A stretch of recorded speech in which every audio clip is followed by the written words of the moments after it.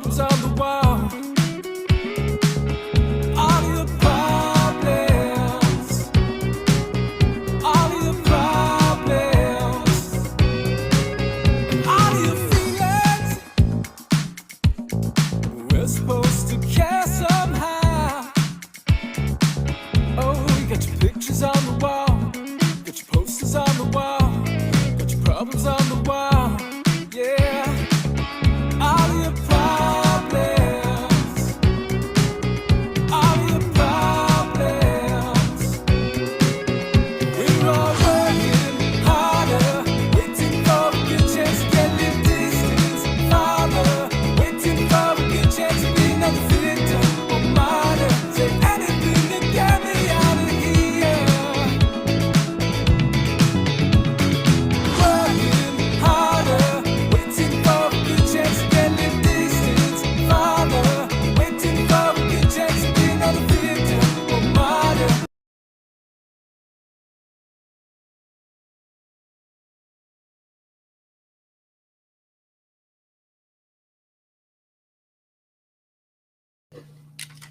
Oh, hey, everybody. Greg Staley here from Diverge Media. Sorry, I moved everything. I'm on a whole nother side of the room now. Yeah, that's it might as well be my artwork because it's about as good as I can do. Actually, that's my daughter's. Yeah, so we got an interesting show tonight. Obviously, I was on Mark Friesen's show earlier Wednesday. Monday, man. I don't even know where we're at in the week. But we did the deep dive of Dominion Systems through their manual. And somebody said, smile. I think it was Glenn. Smile and, enjoy your work kind of thing. And to be honest, it's been weighing heavy on me because I've been thinking about it. It's like, there's a line there. You got to enjoy yourself while you're on the journey. But we haven't done anything yet. And it's weighing heavy on me, and we're going to change things up here. So I just tonight's going to be a little bit different, but I think everybody's going to like it. And I keep thinking, how do we change things, right? We're a small outlet. We need to not be a small outlet. How do we grow? And so I'm thinking all the time about how to do this because ultimately I feel like we're deep diving and bringing the messages that need to get out to the public. But if you're not getting it out to the masses, it's much more difficult. Even if we reach a large minority, we can have a big sway in this country. And that might seem a little conceited, but I don't believe it is. But one of the ways I'm going to do that tonight, I have an interesting show lined up for us. We've been doing our pop around, giving different articles and things like that. And we usually pick a few and we go through some of our own stuff. But this week, I'm taking next week off from writing any articles. I'm going to continue doing research. I'm going to continue deep diving. But what I'm going to do is I'm putting out a video every day. Project's going to work with me on the editing side of things. And because I've noticed my research pieces they're long, let's be honest, right? And because there's a lot to cover on these topics and so much to talk about, I don't want to shortcut it in any way, shape, or form. Sorry, I can get the phone off here. Sorry. Is it? Shame. But don't want to in any way, shape, or form shortcut ourselves. So we're going to start doing the videos to try to get it out to a better audience. I'm not the greatest of editors. Broderick's really good at that stuff, so he's going to be helping me with that. But also, a lot of media will only give you the why, like or what. This is what happened. I don't want to be just the what. I want to be able to give you the how and why it happened. So what we're going to do tonight is obviously we're talking about the Spanish influenza. So I'm going to show you something tonight. We're going to be reading through an article. I think it's from 1920. It's a medical article on the Spanish influenza from a doctor, frontline doctor, explaining exactly what he saw. So that's one way we're going to debunk these narratives, okay? So we're going directly to the source, directly at the source time, because I'm not really concerned with somebody 100 years or 50 years later wrote about something. Ideally, we get it as close to the time period as possible. So that's one. Two, we're going to go over something called predictably irrational. It's a psychology of why people do what they do. And we're going to bring that up tonight. and there's something called anchor points. Okay, so anchor points tie into the mask argument and the COVID argument. So, oh man, me and my wife were both sitting in the car today. We're listening to this thing, and we're going, man, it just overlaps again and again and again and again. Once you understand what an anchor point is, you'll understand exactly the parallel of what's going on with COVID. They used an anchor point early and often with multiple subject topics so that no matter what happened, when you pull back, because you go, oh, that's unreasonable. Well, if they set the anchor point in a certain place, you'll backpedal to a place they still want you. And this is what an anchor point is all about. And they will use price pointing on different goods is how they use it, but I'm going to draw the parallel elsewhere. And then we're going to deep dive into something I think will be of great interest to people is the CIA archive document. Okay. You've seen that in the title as well. We're not sure why this one's there, but there is a CIA archive document we're going to read through a little bit tonight. I need anchor management. That's great. We're going to read through the CIA document tonight titled Bloodlines of the Illuminati by Fritz Springmeier.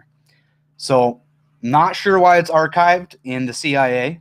It feels like maybe that's something kind of weird to be there, but we're going to read through a little bit of that as well as some other news. So speaking of which, I'm going to kick off, if you don't mind, Broderick, with a few Joe Biden articles that tie into a lot of the global agenda, what's going on, and then we'll go from there. So I'm going to pop on my screen share here. Okay, well, let's start first. Just give me the thumbs up when we're good. Ding. Okay. So Joe Biden makes mistake with New World Health Organization pledge. So just in case you thought Joe Biden was going to be different than you hoped he would be, if he ends up getting in, we'll see what happens with the court challenges, and obviously a lot of frauds being uncovered, but we don't know what's going to happen. So I just wanted to bring this up because this is what he's said publicly. Okay, so Joe Biden, he's pledging to get back in the World Health Organization. The reason I'm bringing this up is because when I'm reading through or listening rather to these World Economic Forum speeches and national or the United Nations Global Compact speeches, I keep hearing that they're pretty excited about, him returning. If you'll read my article yesterday, we'll pop over here. This is the one I went through yesterday, which is why this all brings in the Great Reset. They only pretend to care. And so they said something in here. I do think that there's some bells that you can't unring. And that's sort of, and by the way, when it's broken English like this, but it's in a quote, it's because their English sucked. This guy stuttered like 100 to slow it down to, I think it was like 0.5 on him and 0.25 on someone else. But anyways, Biden embodies a kind of nostalgia for a much more ordered national conversation and a media world that is dominated by gatekeepers. So they're literally telling you he embodies a nostalgia for an ordered national conversation and a media world dominated by gatekeepers. And they're like, yeah, it's great. Okay. Now, this is another part of the game he chills, and I'm only going to read that because, quite frankly, you got to read these things in their entirety to understand the depth of it. Share it out, please. They're great articles. I put a lot of work into these things. And so here we go. WikiLeaks came to dominate the last cycle. They talked about the Hunter Biden thing. I think that what you're seeing is sort of mainstream media institutions becoming a bit more confident about trying to set the national agenda. Stop. When did media ever set? My wife's like, what? When did media ever set any national agenda? It is not. Oh, dear God, freaking cat. It is not the job of the media to establish any agenda, but rather the job of the media is just to simply inform. I have to try my best, keep my bias out of it, and just give you the facts as I see them. And I have to even acknowledge my bias because I have one. I'm right wing, whatever you want to classify it as, whatever. Pro freedom, liberty, keep off my back. I have to understand my biases. And when I understand them, I can understand the viewpoint on the other side a little bit better, and I try to find the information that would counteract it, and that's constant. So you're not entitled to your opinion unless you know the other side. That's what I've been told, so I try to run articles this way. So that's a really great article that deep dives into over an hour conversation at the World Economic Forum. all linked in there. I highly recommend you check that one out. But I pop over here because I heard these things coming out of these, not specifically that one, but I'm listening into these things every day, trying to be informed on what's really going on, just so people know. Okay. So Joe Biden vows to rejoin the Paris climate deal on this first day of office if elected. So they are stoked, I guess, to steal a term from when I was 16. They are stoked about this guy potentially being in because they know it will be a lot easier to get pushed through in the agenda. So that's that. And then I'm going to pop over. We'll go back here to Broderick. You want to introduce some of your work here, and then we'll deep dive into the more in-depth stuff we got. I got one more thing after it, but I know you had. I mean, I could go on the Twitter thing last night, but let's talk about. Oh my God. Okay. We got Pierre Palevre. So the CBC. He tweeted today. CBC attacked my. Actually, let me screen share this. I'm sorry. I'm on my Mac tonight, so I am totally. Yeah. So Pierre Palevre, I guess he was being attacked. His wife, rather, is that my understanding? Who was it that was going after him? It was Ashley Burke from CBC. Cool. Basically, she asked him in the video. I'll show. I got the. I screen shared the wrong one. I'm getting a kick out of reading the comments here. Sorry. There we go. Okay. All right. You got it? It's not the one. Where's it? There we are. Okay. I had it up here too. You did just have it. I did have go it. back. Where'd it go? Oh, okay. Well, here, I got something anyways. You kind of put me on the spot. Yeah, I know I did, but you're always be ready. Always be ready. All right, here we go. So I don't know if we've heard. I mean, we got a pretty informed audience, I like to think. That's my bias. I like to think we have a pretty informed audience. So Manitoba, Global News, hiring private security to help enforce coronavirus restrictions. I mean, this was the fear from the beginning. Now, who is it? Go down in the article here. I want to find it. As you can see, the government expects G4S. So it's G4S security. I missed where it was before, but I have them pulled up. So this is G4S Canada. And I thought I'd point this out. So they have a social responsibility spot on their website. Let me get this stuff off here. And let me just read them. I didn't deep dive into this. This is just surface. I checked this out before going live. And I thought, that's a little weird that these kind of sound like they could be out of the SDGs. So GS4, securing our communities. We seek to make a positive social and economic impact on the communities in which our employees, customers, and suppliers work and live across Canada. Securing our environment. We recognize the impact that our business activities can have on the impact. So this literally sounds like they're part of the SDGs. I'll do some research to see if I can pull that. I imagine they probably are part of the Global Compact for Business, securing our people and safeguarding our integrity. But as Canada's leading security solutions provider, corporate social responsibility forms a key part for our strategy. We are trusted to care for some of Canada's most valuable assets and to ensure the safety, protection, and welfare of people across the country and around the world. These are like the government security guys that you see. G4S, I have the one with the uniform, but I can't find now. But essentially, these are, when you go into a government building, you see the security there. That's G4S, typically. There we go. So, you got the article? Yes, finally, after my All right. computer's trying to load and being slow. So, part of the Strong Cities Network, that's kind of what went through my mind, Queen, when we went through. Yeah, it's kind of like it's giving off that vibe for sure. So, sorry, I got my screen share up. There we go. Take it away.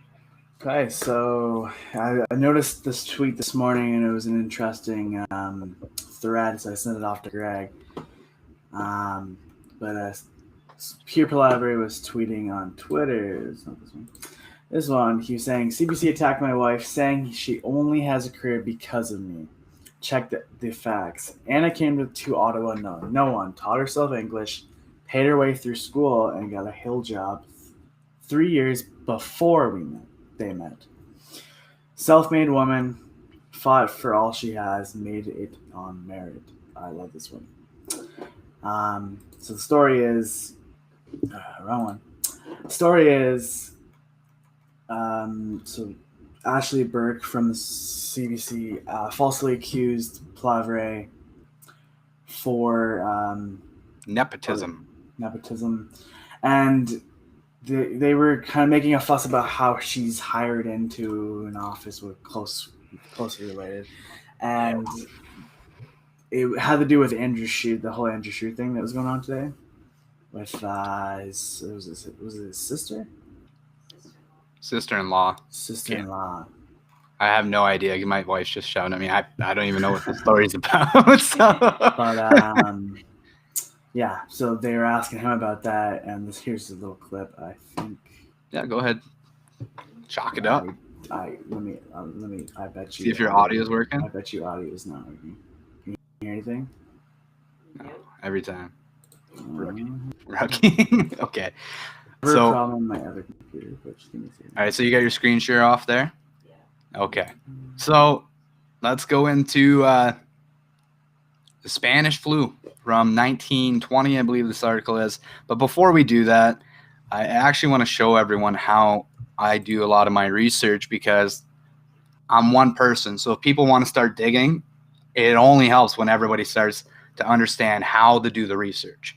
So I'm going to give you pretty much my go-to when I'm looking at medical articles and looking for law references, things like that. So if you haven't heard of Google Scholar, become familiar. But basically, Google Scholar, okay? So if we went Spanish influenza, you're going to get crazy amounts of everything. I don't care, per se, like you wrote this in 2005. Don't care. So here's what we do. I go advanced search.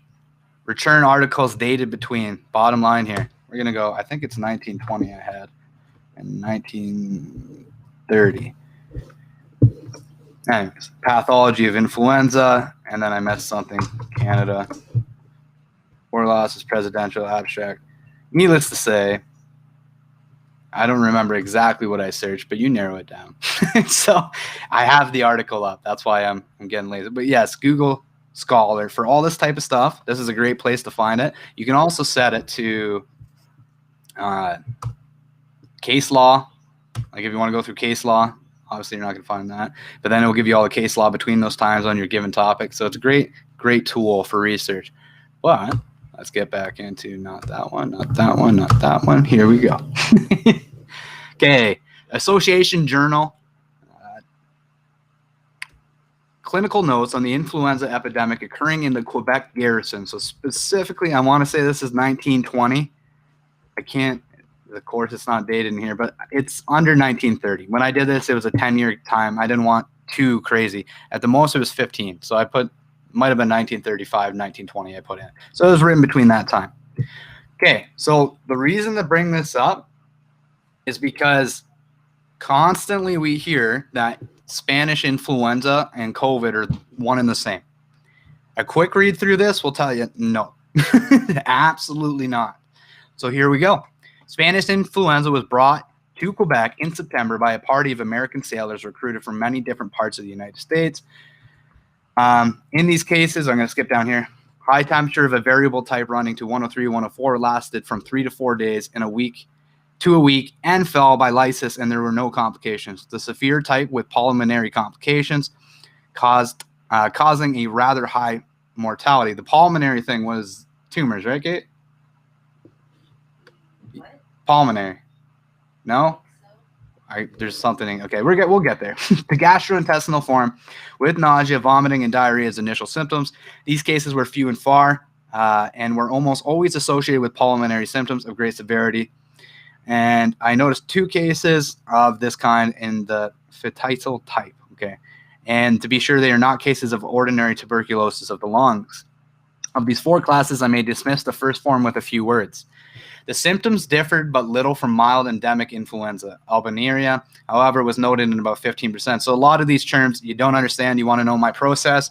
Again, I am not going to go down it tonight, but I will draw on this later. You know, if you don't understand a word, you research it. So those albuminuria, epistaxis, I'm not sure what they are. They're medical terms. I'd have to look it up to understand fully what I'm reading. The second class deserves more attention. Most of these cases had been sick for several days or a week before entering a hospital and were in critical condition with pulmonary complications already present. So most of the people coming into the hospital, does this sound familiar a little bit? This one sounds a little familiar. We're already sick with critical condition with pulmonary complications already present. Some other types have been sick a day or two and gradually developed bronchitis and bronchopneumonia. Very few showed any abrupt onset, as would occur in lobar pneumonia. A moderate percentage, after several days of high temperature but with little cough, suddenly developed pleurisy, which rapidly spread to an underlying lung and ran the ordinary cause of bronchopneumonia. While of each severe case differed in detail from other type, I would describe it as a typical example. So this is their typical example of a case, Spanish influenza, coming into the hospital. Okay. When first seen, the patient was drowsy and stupid. You gotta love the old direct medical speak. Hard to rouse, irritable, and with a depressed expression. Well, I would imagine you're feeling like garbage, so that's like stating the obvious. But here we go. This starts to get interesting. The face was flushed, the nostrils blocked, and breathing was oral. The tongue was heavily coated with thick whitish fur at the edges with a brown center. The lips, they were dry, and they were often covered with secretion or with herpes, and they were slightly blue. The throat was dark red, and the mucous membrane covering the pillars of the fauces and pharynx swollen. The breath was a peculiar feverish throaty odor. The voice was husky. The skin was hot but moist. No rash was visible, but the capillary circulation was increased as shown by a decided flush. Temperature was 103 or 104, pulse below 100, and respirations 24. Physical examination of the lungs showed bronchial breathing general over both lungs. The urine, listen to this, contained albumin. That's protein, right? That's the tumor thing. That was the tumor thing. So it links back to if you have protein coming out, it could be, I think you're off on that. No, that was the kidneys. Yes. So albumin is the protein. Yes, you mixed me up. Albumin is the protein. So basically people were peeing out protein. The urine contained albumin and quantities of bacteria. The predominating organism was one resembling at first glance Staphylococcus pyogenes aureus. Yeah, blah, blah. Okay. The bacteriologist at the military hospital considers as a Diplodocus with close affinity. Oh, man. Yeah, so you get the idea. The sputum so was greenish yellow or stained with dark blood, thick and tenacious. It contained the same organism. The subjective symptoms were extreme weakness, severe subjective symptoms, okay? COVID-19. This is why I brought it up, okay? COVID-19. Most people got to take a test to even know, okay? A lot of asymptomatic people. The typical the typical case for them. Okay, sputum was green and yellowish and stained with dark blood, thick and tenacious. Contained the same the subjective symptoms were extreme weakness, severe headache and backache, aching of the limbs, and pain in the abdominal muscles from coughing. As time went on, coughing became more productive. Quantities of blood, stained exportation, or nearly pure dark blood were expelled. They're coughing up blood, typical case. Oh, it sounds like COVID. I got a sore throat and I got a sniffle. No, it's not even like COVID. I must have COVID. It's I can't die. Pulmonary is a block in the pulmonary artery. So pulmonary is a blockage in the pulmonary artery. So obviously I have to go through. I'm not medical literate. I thought that was what you were getting at, is like all these really bad side effects. And well, this is a typical case, right? Yeah. So like I mean, this is where the comparison comes in. Compared to COVID symptoms. Yeah, right. So this is the comparison. Now we're not even into the good stuff. The respiration became rapid and labored. So they're talking, this is a typical case, and it sounds like the worst case scenario of any COVID case. The face and fingers cyanosed. Active delirium came on. The patient was with difficulty kept covered and often tried to get out of bed. Prostration became more marked, the tongue dry and brown. The whole surface of the body became blue. Sound like COVID? They keep trying to draw this comparison like it's one and the same, okay? I'm getting sick and tired of it. I don't know about the audience, but I'm sick and tired of it. So this is why we're going to go through these documents, because I'm done. The temperature rapidly fell, and the patient died from failure of the respiration. The signs of a spreading bronchopneumonia was usually evident, and we're talking 4 to 20% fatality in the Spanish influenza depending on the treatment. So at the time, there's a conspiracy theory. You can look it up on the Smithsonian. They don't even totally debunk it. But basically, Bayer aspirin was new at the time, and they were diagnosing it in levels that were known to be toxic now.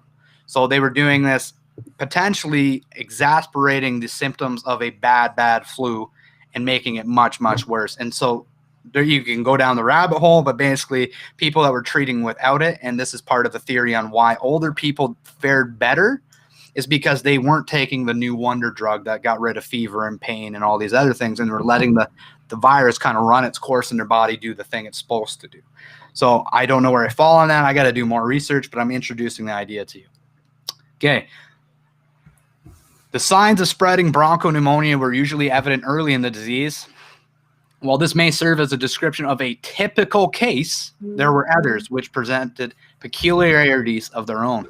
I will now bring your attention to a few peculiar cases. Okay, we'll read a few more here.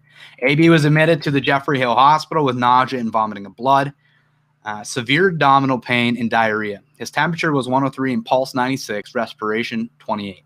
He was restless and excited but not delirious. He rapidly became profoundly toxic and died within 24 hours after getting out of bed and having a profuse bowel movement on the floor. That just sounds like the worst way to go.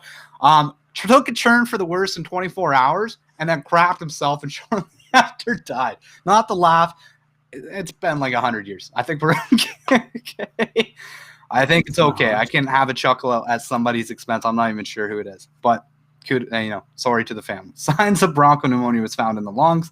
Another case was admitted to Jeffrey Hill Hospital with profuse expectaxis.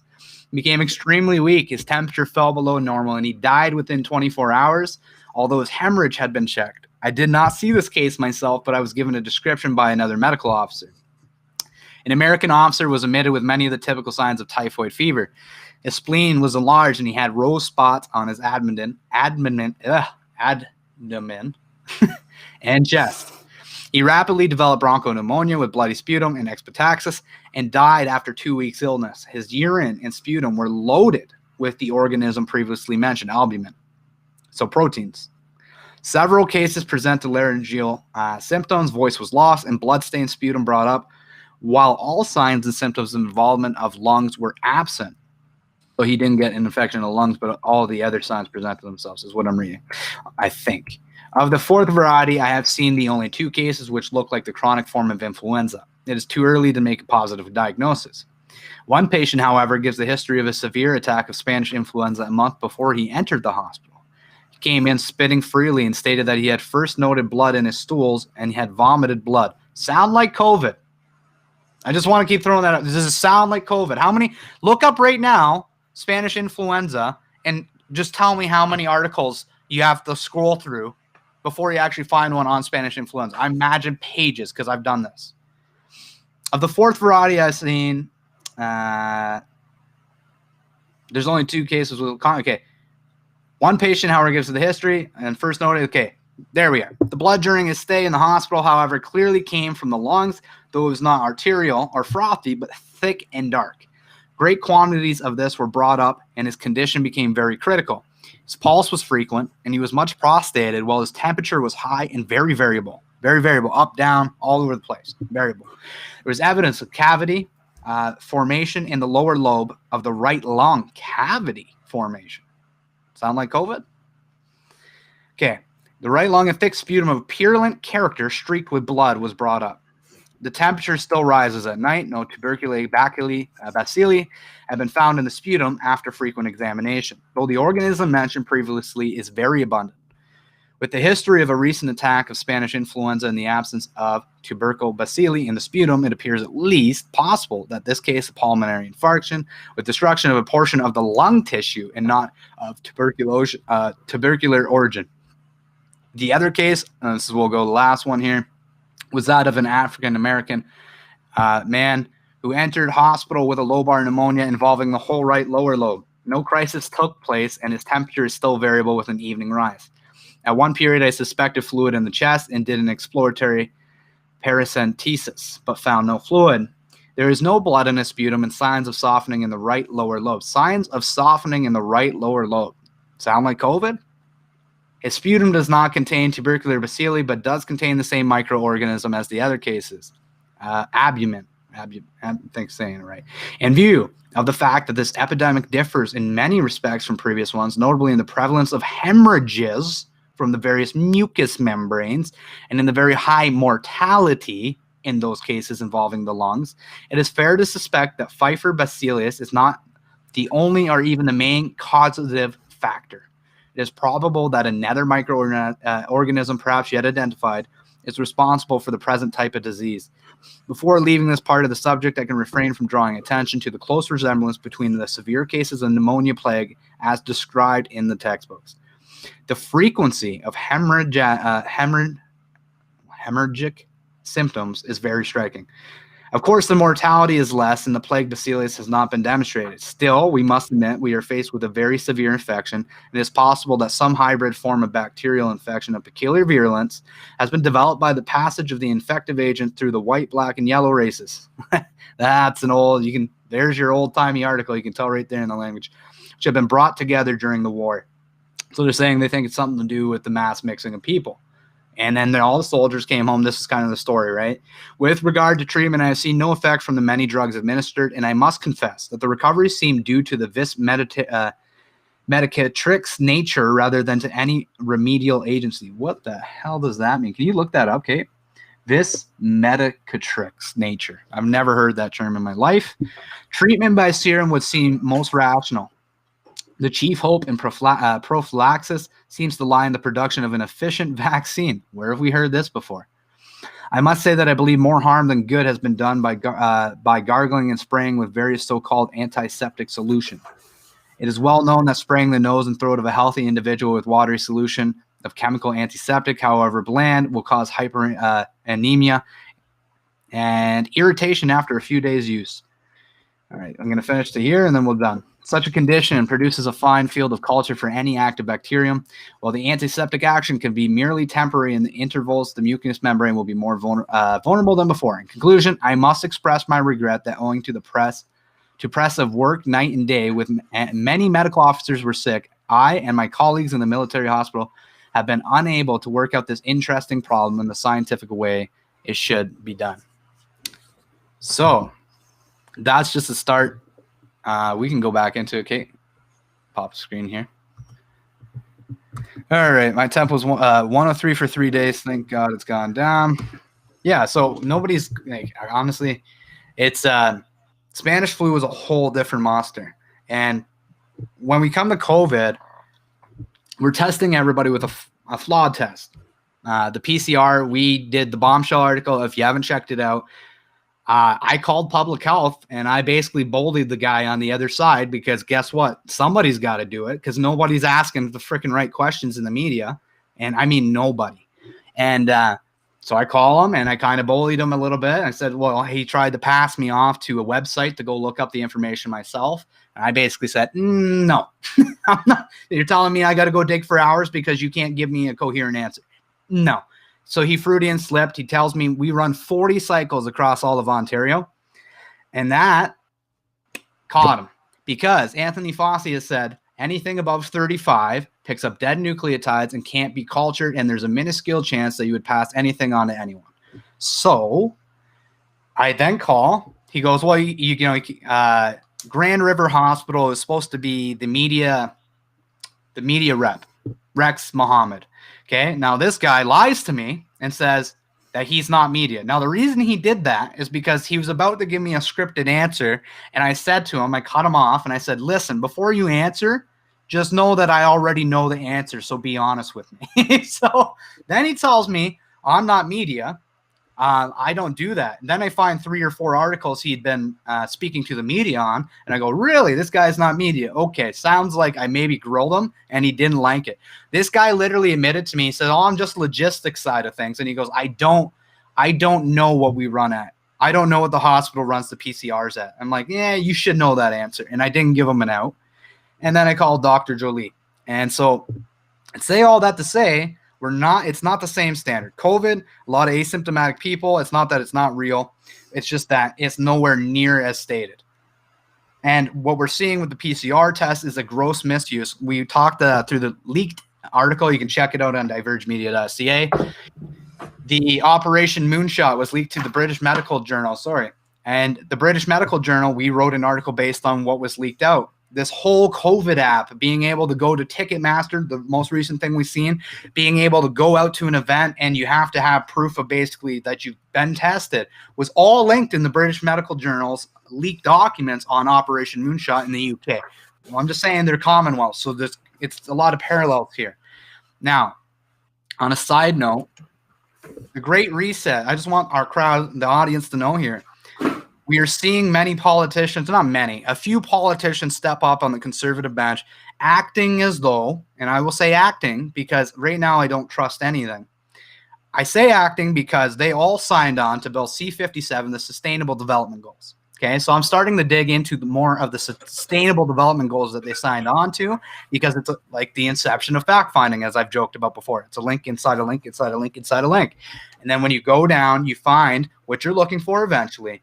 But not a single nay, not a single one, zero, not a single conservative said no to that agenda, which includes meeting up multiple times to have discussions about how they're going to get to these goals. And that being said, here we go. I'm going to pop my screen share on again, and we're going to go. I'm going to show you something. Okay. This is part of what we signed on to through Bill C-57. This is the thing that was linked through it that they talk about, achieving a sustainable future. And you know who wrote it? I think message from the minister. Oh, they don't have her face here? Catherine McKenna wrote it. Oh, there it is. Honorable Catherine McKenna. Well, okay, then we're getting a little loosey-goosey with with words. But we're coming down to page 29 here, and I'm going to read through these. Our action plan. Okay, let's see what their action plan is. And notice the underlines. So if you wanna do the research at home, you want to be informed, here's the stuff you need to look into. Here we go. Key priorities. In support of the greenhouse gas emission reduction target and our effective action on climate change goal, right? This is all linked through Bill C-57. We will continue to implement the Pan-Canadian framework on clean growth and climate change. So that's a good one to look into.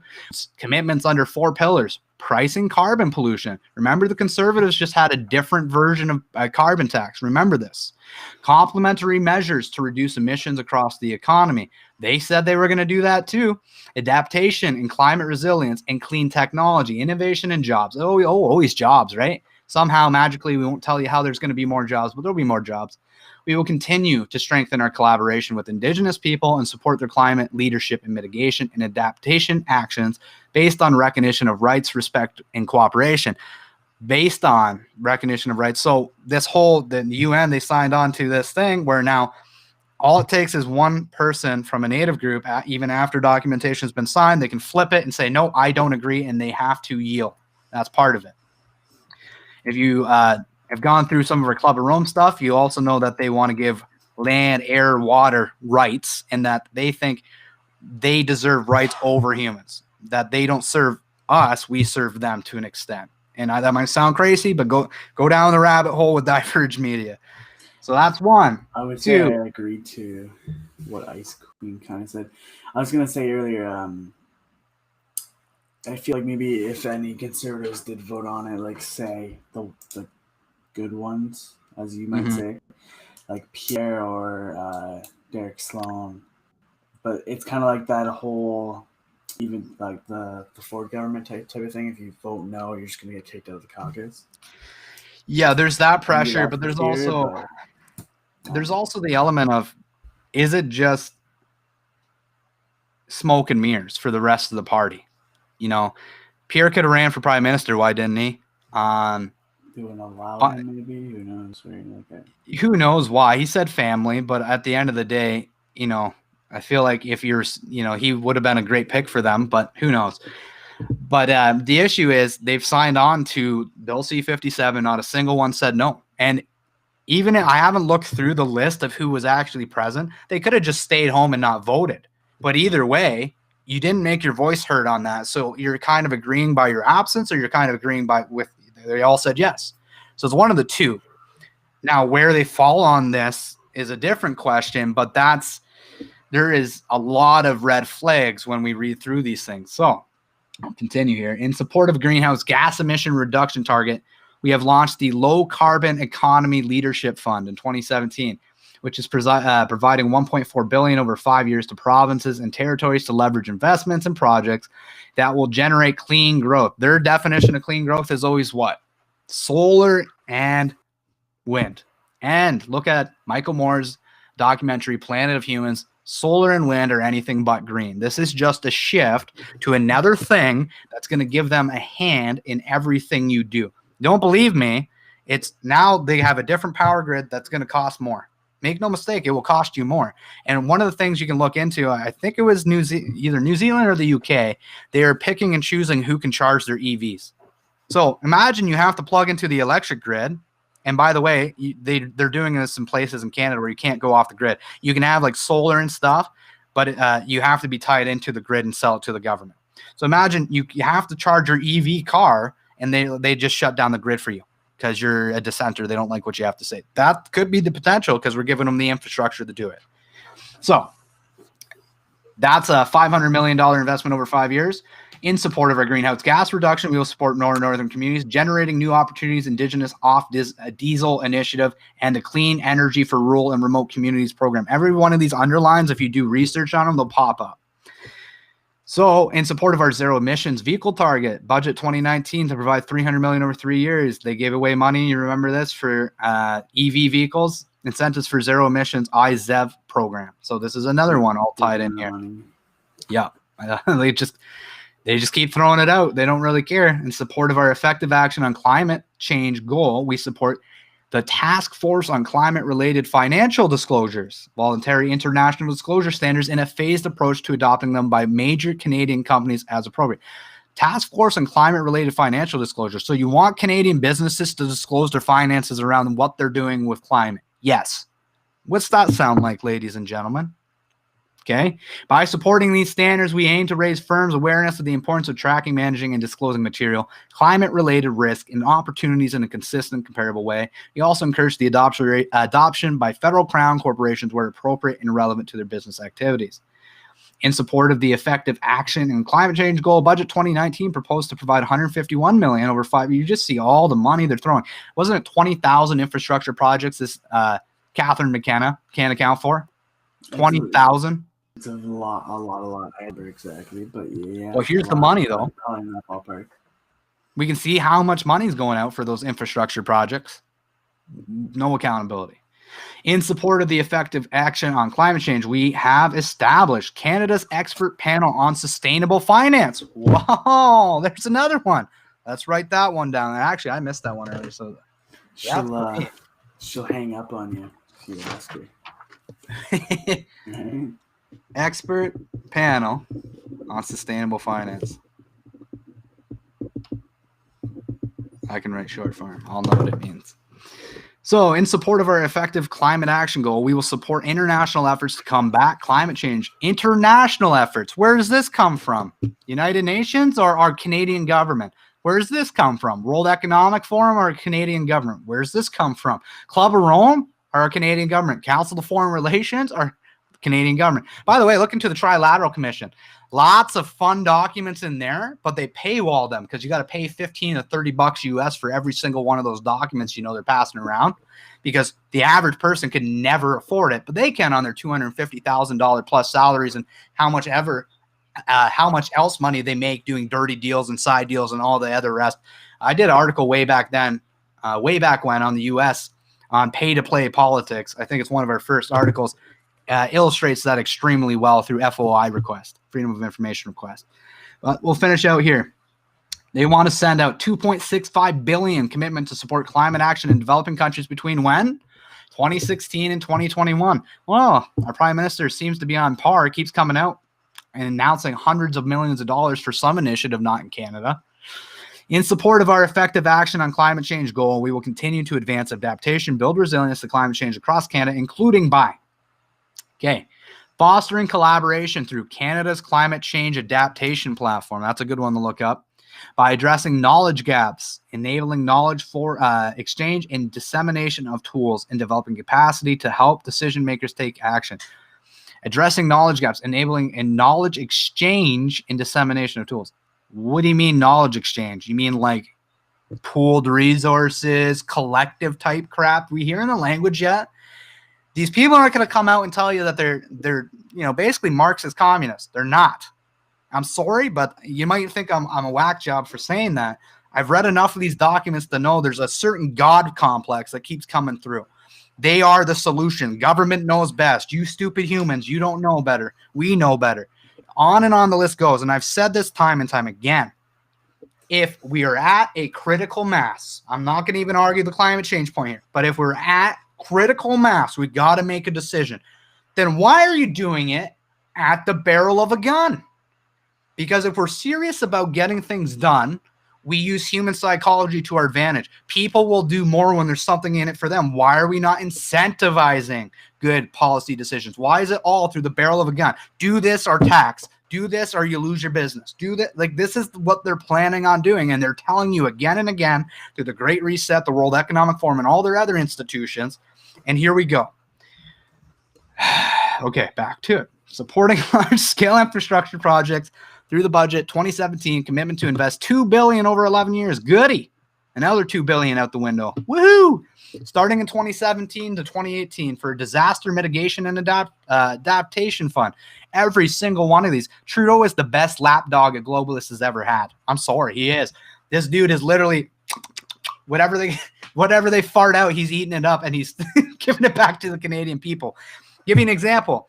3 hours or 4 hours before, the day before, Trudeau made an announcement today. Go back and look on it, and then go look at my article I just did. He literally steals the lines, what the exact concepts and ideas that were espoused from the economist Stephanie Kelmont, and Trudeau just stupefies them down.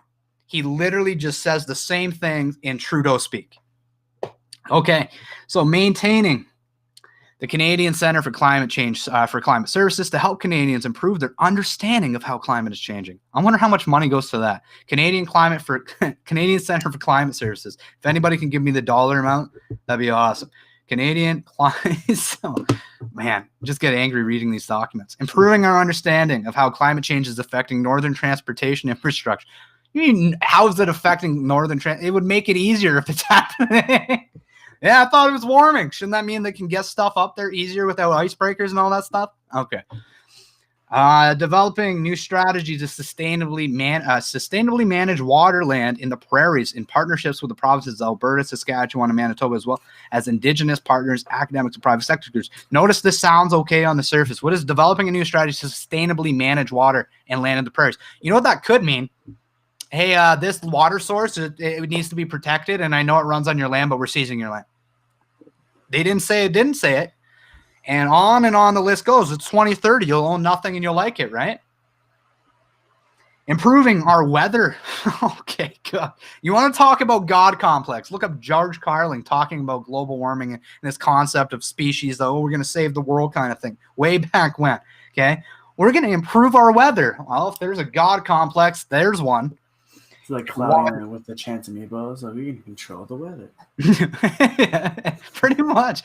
If we all work together collectively, we can change the weather. Cure world hunger.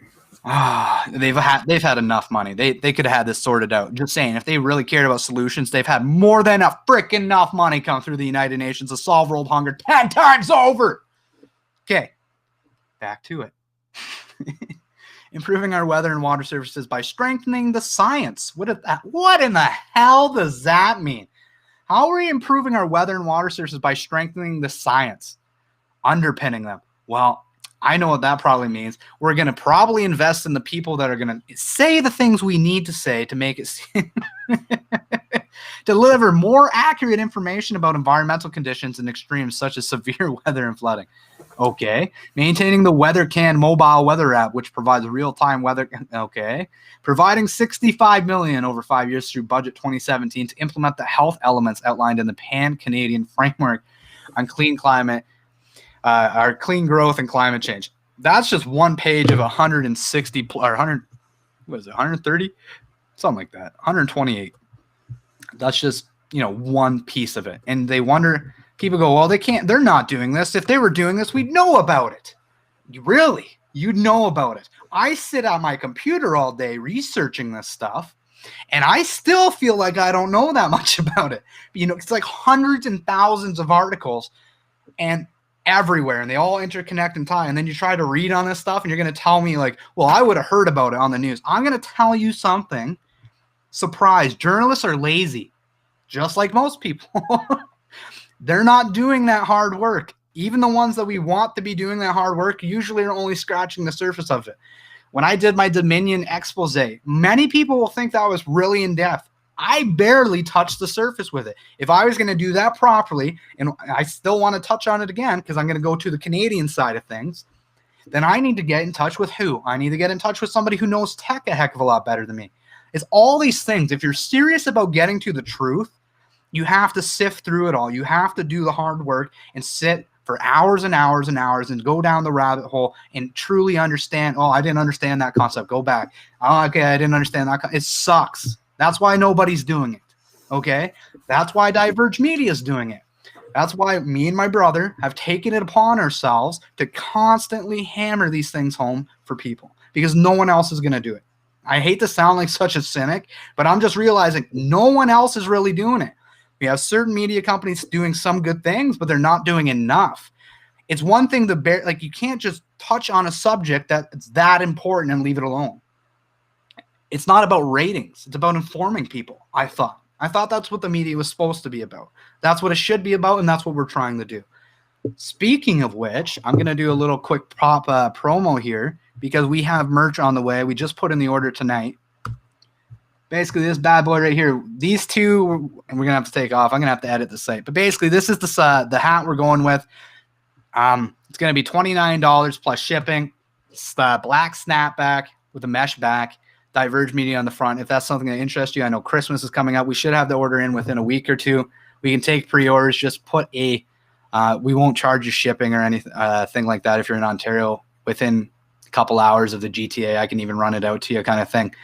But once they come in, we can take pre-orders on that. But that's something we're starting to do. Come back to me. There we are. All right. So I can breathe again. Yes. Are you ready to go into the next part here? Next fun part? I got a little sleepy, to be honest. Oh, tough. Not from the last part. Okay. Are you calling me boring? No, Okay. No, it was interesting. Tell me one thing you learned.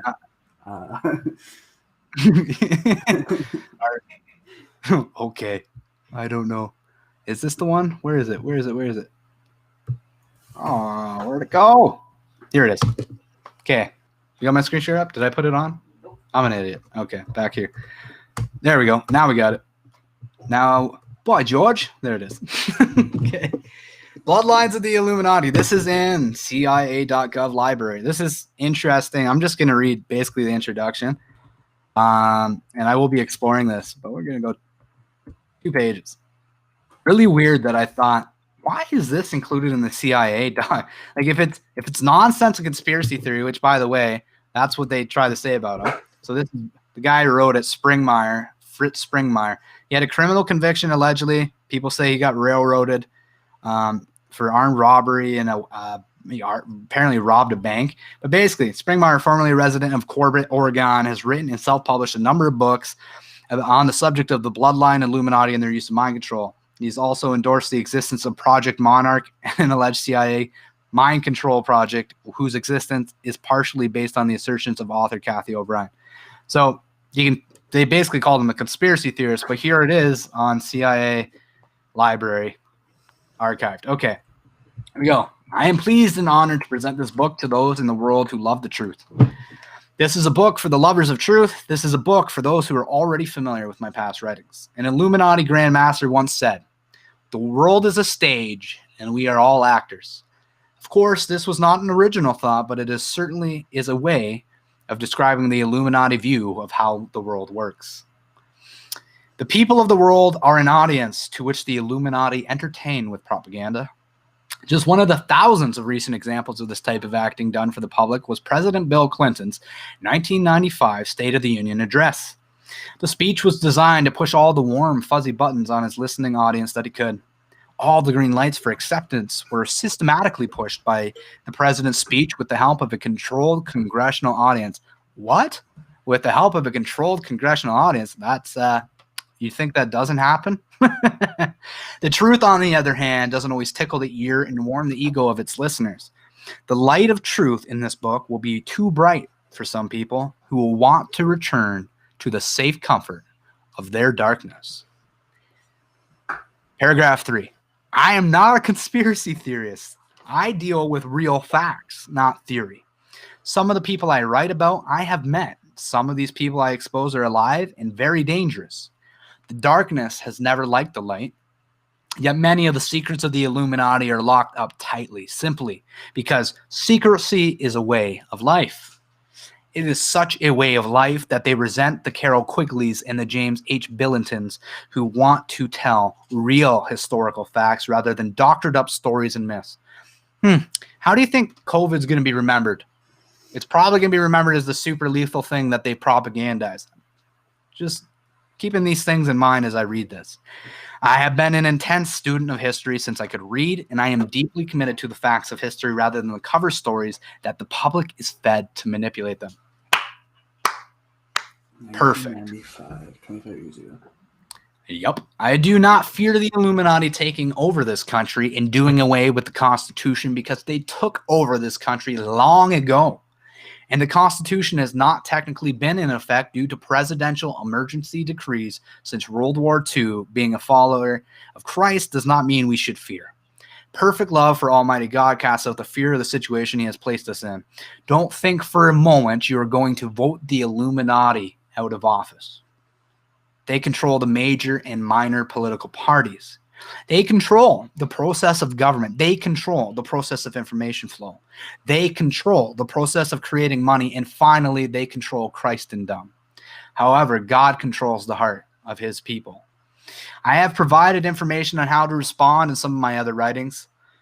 The book will not tell you how to deal with Illuminati families. This volume is simply the first of 2 volumes, which is published and to give an overview of what the Illuminati is. In short, the Illuminati are generational satanic bloodlines who have gained the most power. A generational Satanist described the Illuminati as Satan's elite. This book is not written to cause fear. It is not written to provide names for a witch hunt. It is not written to provide another theory. This book is not about theory. It is about the secret occult oligarchies which rule the world. When brought together, the fact of this book will begin to speak for themselves without me. I don't ask that you take my word. Investigate for yourself. God himself has told us that the whole world lies in the power of the wicked one. Some people, after they have read my material, have gone out into their own geographic location and seen for themselves that a small group of people control their nation and the world from behind the scenes. The more I dig, that seems like an accurate assessment. I don't know. They have seen for themselves the power the secret societies exercise from behind the scenes. This book will not be error-free. There will be typos, misspelled names, errors of various kinds. I do have every hair on these people's heads counted. This book has not been out with luxury of has not been put out with the luxury of ghostwriters, editors, a paid staff, and researchers, and a large budget. I look at many trivial projects which are able to pour millions of dollars into, and I look at the research I do when at times I've not a dime to photocopy some document I want. I'm there. I feel, oh man, I'm like saving ink because there's so many things I want to print that I can't. There is so much for me to communicate about the Illuminati, who they are, what the rituals are like, and how they control the world. It has taken several years of writing. Finally, after a number of requests that I assembled my writings exposing the top 13 Illuminati bloodlines, I have taken the time to put it all together in a book with a comprehensive index. History is important. So he goes through, you can see Astor family would be chapter 1. I don't know who these families are per se. I haven't deep dived into this. They include direct, yeah, as you can see, it looks like it's something that could go down. Just like the Rothschilds, DuPonts, and Rockefellers, Astors have been set out of the Astor males as the head of the entire family. This headship is passed down as a birthright within the different branches of the family, just as any king passes on his throne. So then it's a huge book, but the weirdest part about that is it being archived in the CIA documents. You know, like, if there's nothing to it, why archive it? If it's conspiracy theory, why put it there? Like, I understand they have many things from history in their archives, but that just stood out to me as a bit strange. Okay. I got one more thing for the audience tonight. I talked about anchor points at the beginning of this. Anchor points in COVID. What does that mean?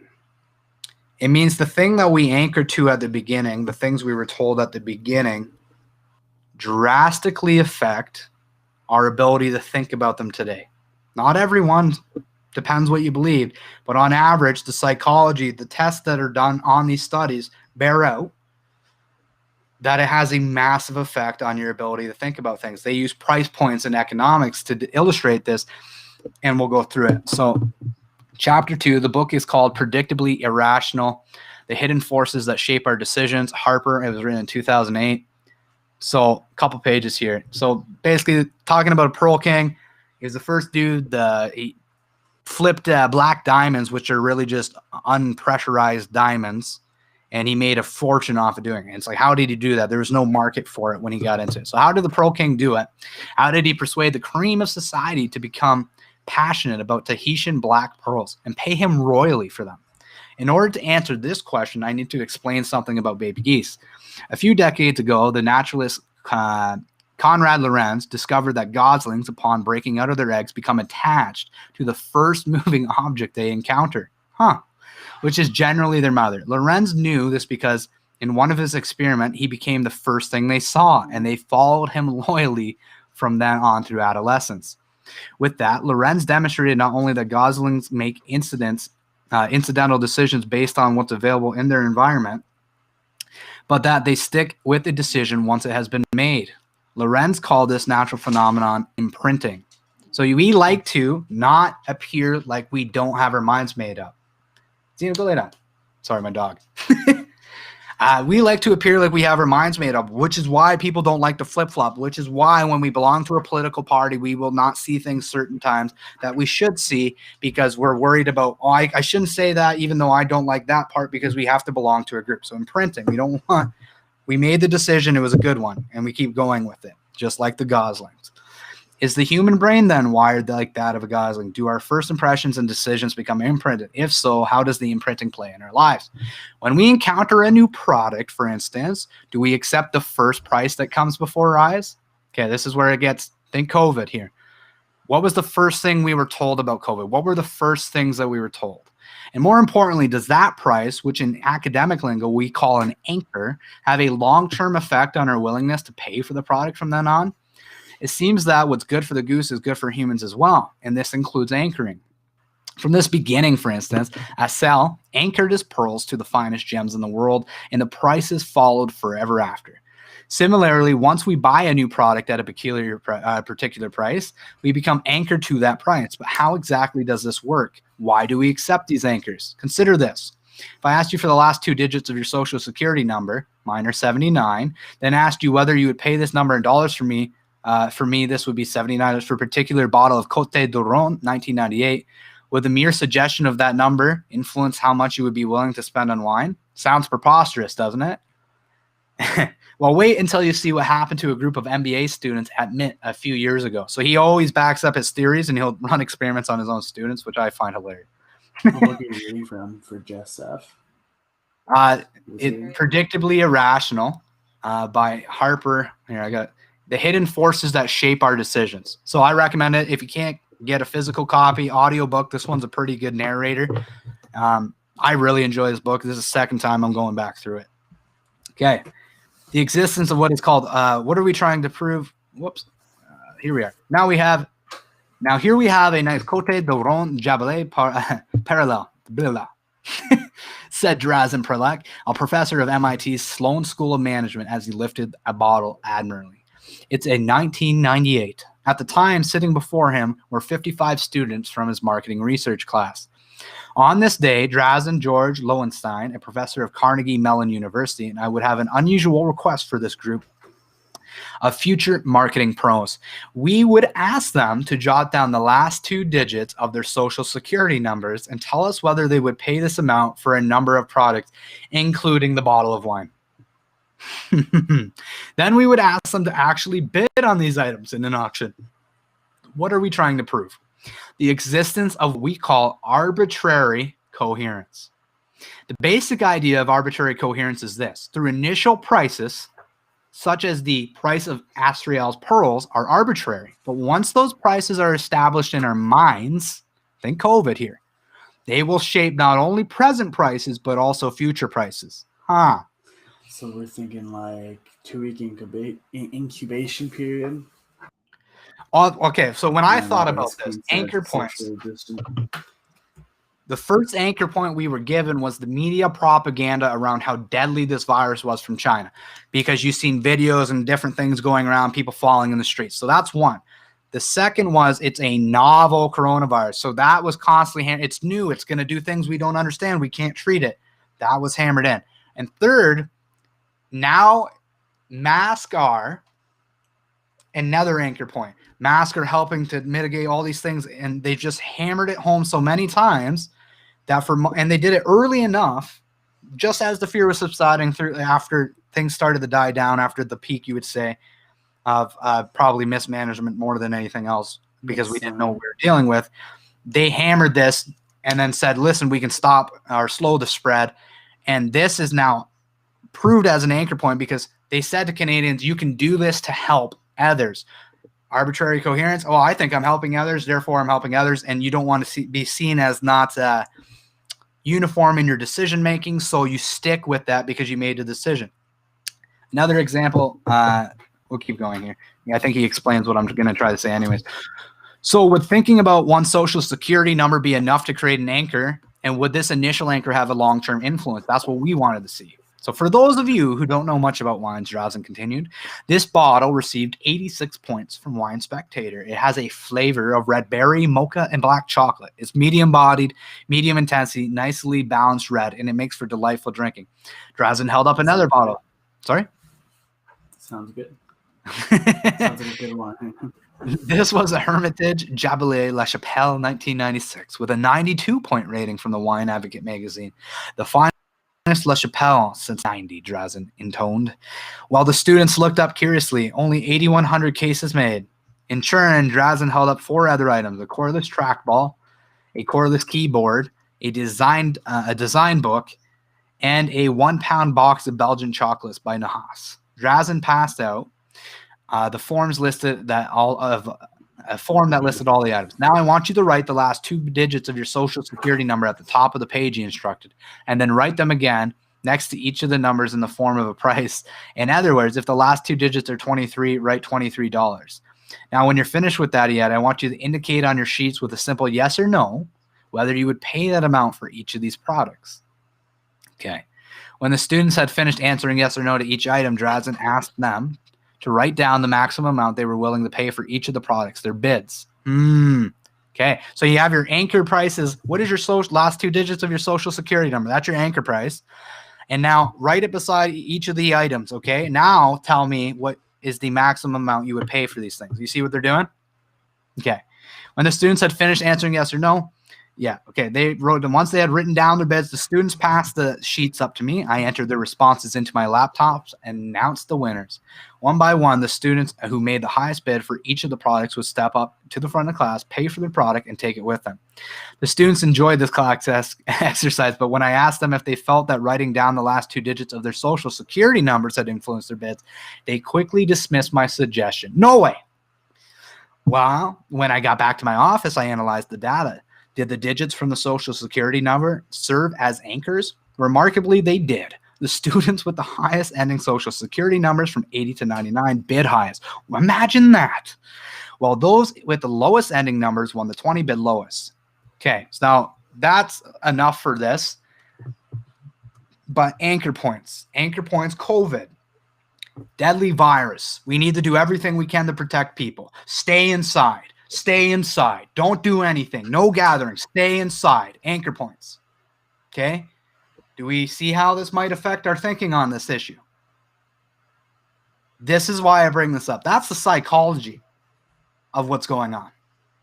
That's what they're doing to us. They set an anchor point so severe that even reasonable people don't want to say the truth. You want to know why? Because you would be seen as ridiculous. So even the pullback, they get what they want. Because you say, well, okay, the anchor point's here. I can't go and actually tell the truth over here because nobody will believe me. So you backpedal to something you think you can convince people on. Now they're here, and now you do that again. And now they're here. And now you're all the way pulled over here, and you don't know how the hell you got there. That's psychology of what's going on. It's nuts. I said on Mark's show when we closed, everybody's waiting for a hero. Everybody's waiting for somebody to step up and do something. Well, the first thing you can do is understand what's being done to you. Now, you can do that through our channel and other channels like ours. I don't know how many are really like ours. But we can also do it when we get good information. Learn it yourself. I'll give out a few of the links I did again tonight. And we'll understand if you want to go through those things, learn about it. It should make everyone angry. Like Linda's right. It makes her angry. It should make everyone angry because when you see what they're doing and you understand, like psychology is a very fun hobby of mine. I've always enjoyed it. Psychology of Influence, another great one.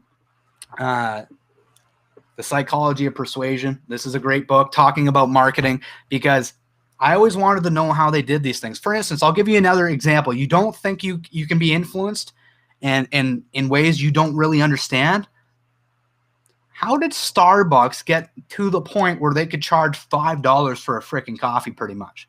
How did they get to the point where people were willing to pay when you can go to Tim's, Dunkin' Donuts, all these other options were out there that were very popular at the time? How did they come in and get such a massive amount of the market? Psychology. You know what the first thing they did? They differentiated themselves as a coffee shop. This is that's part of this book I just read from. If you want to get that book, one of the best books I could ever recommend. They changed everything about the coffee shop. You walked in, it felt gourmet, or not gourmet. It felt, ritzy, classy. It wasn't a Dunkin' Donuts. It wasn't a Tim's. It wasn't. Yeah. So you walk in, there's a nice setting. They don't have, what else don't they have? They don't have a small, medium, and large coffee. They have, what is it? Short, tall, venti, grande. Oh, I'm not paying $5 for a large coffee. No. I'm paying $5 for a venti. Different psychology. This is how stupid people are.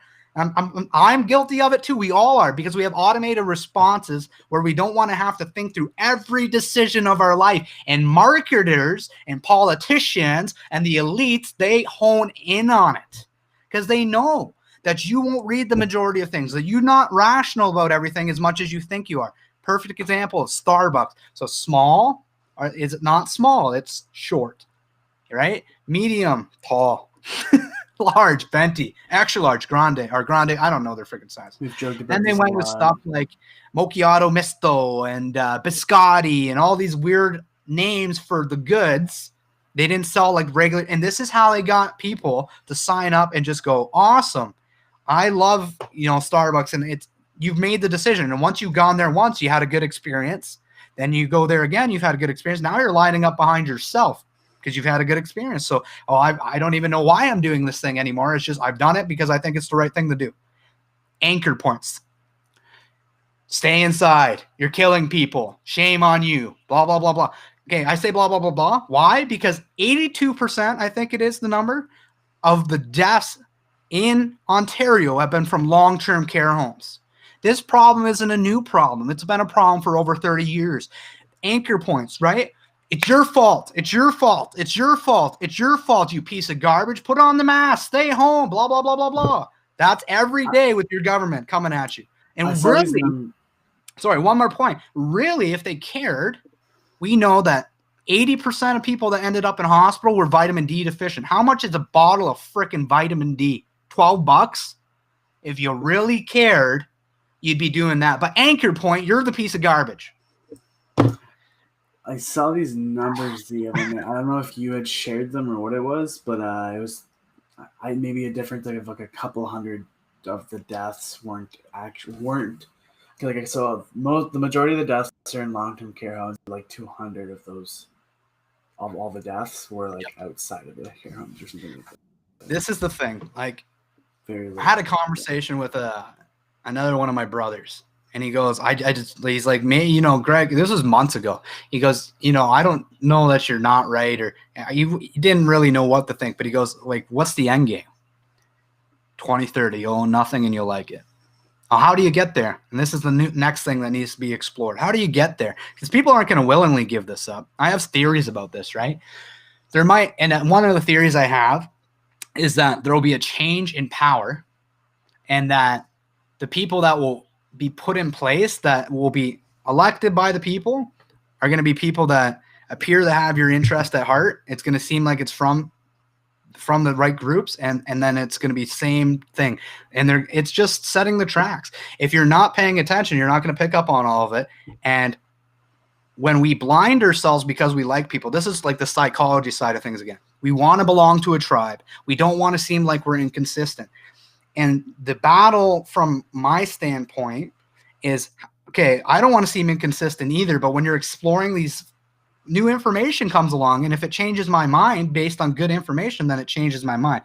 So there's been 10,947 deaths in Canada. 10,781 were in long-term care. This is an issue. Again, Anchor Point, it's your fault, you piece of garbage, stay home. It's your fault, stay home. It's your fault, put on the mask. It's your fault, you're killing grandma. 30 years of reports out of long-term care homes that you're not doing your job. They just had the military in there saying, people laying in pools of their shit and feces in your stomach. I can't speak anymore. And now it's our fault.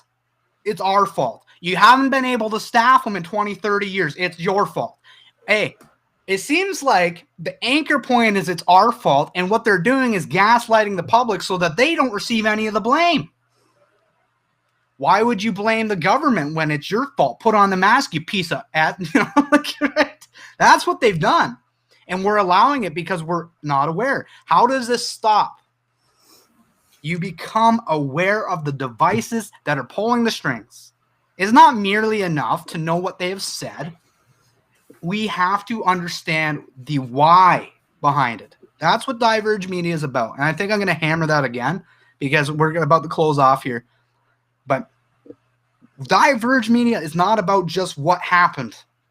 It's about why it's happening. It's the deep dive in behind and understanding what's going on and truly trying to get to the truth. And that's why we say Diverge Media, stories that matter, truth falls where it falls. No matter how inconvenient, okay, I want people to like me, but if I tell something because it's the truth and people don't like it, then so be it. My job's not to be liked. My job's to inform and tell people the truth. Now, where that goes from there, I don't know, but I hope there's an appetite for the truth out there. And I hope what we're doing right now is enough for people to want to explore more. I know we need to do a better job of getting our message out. It's my fault. That's how it's 99% my fault. That's our one, whatever, Extreme Ownership, Jocko Willmich. It's a great book to read. It is my fault. Even if I can only control 1% of what's going on and everything out there right now, I'm going to own my crap. I didn't do enough today. I was busy. That's an excuse. I didn't do enough today. I should have got a video up. All these things. I'm not making excuses anymore. We need solutions. We need people on the front line fighting. We need answers. And right now, I'm going to tell you, it's not going to get better by doing the same old, same old. Somebody needs to come in and shake these things up. It's not easy right now. It's hard to get access to any politicians, any government agencies. Nobody's talking. I've been messaging Doug Ford and his office for over a month about where is the flu. And then I message about the PCR. What's going on there? You think they're going to answer people like me? Absolutely not. And now they're at the point where they're just going to go full steam ahead with their agenda and ignore people. So I got a video coming out soon. You want to know about who I am and kind of what Diverge Media is about. Broderick's, you know, he's got that a different perspective than I do. He's got a younger perspective. But a video I think is a good example of what we're about. And we're going to put out, I went up to the mayor of Kitchener after the Remembrance Day ceremony, and I essentially told him off, okay? I am done accepting lies. I am done. You're not going to sit and lie to me to my face with a smile. Those days are done. Politicians aren't getting away with that anymore, at least when Diverge Media is on the scene. Yeah. So the video will be out soon. Look for a video of Barry Verbonovic, Kitchener mayor, me telling him off about the noise during the Remembrance Day ceremony, the politicization of it, and me telling him off saying, hey, we know about the World Economic Forum. We know about the United Nations. We know about the Club of Rome and what you guys are up to. And he froze like a deer in headlights, as he should have. It should scare the crap out of him that people are being informed and waking up to their garbage. They bury it, people. They bury it and greenwash it. They tell you right to your face through these documents that sound hunky-dory, save the environment. And I bet you even a lot of the people involved in the organizations have no idea about what this crap actually means. But when you read 20 pages, it's on page 15 and paragraph whatever, and it's one sentence that makes you go, ooh. And you know why it's there? Because nobody's reading there. So please, can we start digging into these documents? We can change what's going on in Canada, but it starts with an awake populace. The reason why the American Revolution happened, why it was 3% of the population that actually participated, but there's a lot more people who understood what was going on, what freedom, liberty principles were, and they backed the people. 3% of the population doesn't get to the point where they're willing to go fight without a larger portion of the population understanding why and supporting them in some way, shape, or form. This all stops when we understand. Stop being manipulated by people that seem like they have your best interest at heart. Don't judge them by their words. To give you a biblical principle, you will know them by their fruits. Okay? You're not going to know them by what they say. You're going to know them by what they do. What's the results of their actions? And by the way, they do put it out there that you need to start going through these documents and reading every little line. I'm going to go through comments real quick. We see if we got any ones to put up, and then yeah, go ahead. I wanted to bring up that I saw Jackie Dittmer in tonight. I don't know if she usually comes in and watches, but it was nice to see. She's my full disclosure. She's my roommate's mom. And I just wanted to thank you. Jackie's still in here. Miss Dittmer still in here. I'd just like to say thank you for giving us a Christmas tree. Okay. All right. Go on. And this is me, Ice Queen. There you go. Well, that is so. Yes. She changed the hands or something. Okay. Well, maybe. All right. Well, we appreciate everybody tuning in tonight. Again, I'm going to be taking a break from writing articles. Broderick's still going to be writing articles next week, but we're going to hammer out a lot of video content. It is important that we reach a broader audience. I'm glad to see more people in tonight, and I'm glad to see that we've been able to pull in a loyal audience. So I feel like I've done some things right, but not doing enough. And I'm taking it on myself. I don't know what needs to be. I do know what needs to be done. We need to get more professional video editing. We need a little more structure in these shows. I feel like tonight's a good vibe for what we need to do. I would like to include some more videos. It's a balance of time. When I'm writing every day, I don't have as much time to prepare at night. I basically 9, 10 to 5 kind of is what happens. And then I make dinner, and then I come back, and I usually have 30 minutes to 45 minutes to prepare for the show after putting the kids to bed. That's kind of how things go. Get the tree decorated. You're getting scolded. All right. It's kind of decorated. There's no lights on it. Did you have something you wanted to close off with? I know I run my mouth. So. I know you sent me a few things. So I don't want to cut anything out that you had. You already talked about Manitoba government forcing retailers to block off access to non-essential items, or no, not the essential items. You want to bring that in? It ties into the enforcement of the Manitoba hiring a public security force to enforce those things. Okay, let me just grab it. So, yeah, this is in the States as well. I've seen a few new ones. Helen, I haven't seen you come in before, but thank you for coming out tonight. I just want to, Linda, as usual, everybody that's new, we appreciate everybody that's been coming along. We appreciate it. This thing's only we're just getting started. Let's be honest here. We are just getting to the point where I'm confident. Broderick's getting more confident, I believe, in what our abilities are. And the need has never been more pressing. I got 3 kids, and I'm fighting for them. And this is, I get emotional, but this is my way of fighting. Information is warfare, and we can change things with good information. You got it? You good to go? Yeah, it's all good. All right, let's go. So I remember seeing this in the States like months ago. Them doing it in various places, just people can get their food and go. Type of thing. This is back when like we weren't really sure ourselves about this whole thing, but Manitoba to this evening made a decision that by January 21st, or sorry, I'm thinking back. Sorry, November 21st, business removed